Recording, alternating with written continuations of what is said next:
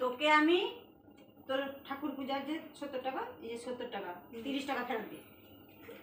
এবারে চিন্তা কর। হ্যাঁ, ওই যে 70 টাকা তোমাকে দিল, এখানে আবার তুমি হেলে আছে। আরে আরে সব তুই শুন, তুই আমার 30 টাকা ফেরত দে, তোর লাইন আরো 30 টাকা, আরো 40 টাকা, তাহলে ও 30 আর 40 আর এ 30, তাহলে কত হবে?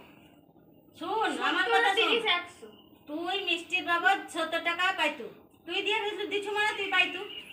তার এবারে কি করতে হবে? ওকে 100 টাকা, তোকে 100 টাকা দিচ্ছে, 100 টাকা থেকে 30 টাকা ওকে ফেরত দিবি। তোর মার কাছ থেকে 40 টাকা একবার, 30 টাকা একবার পাইতো ও।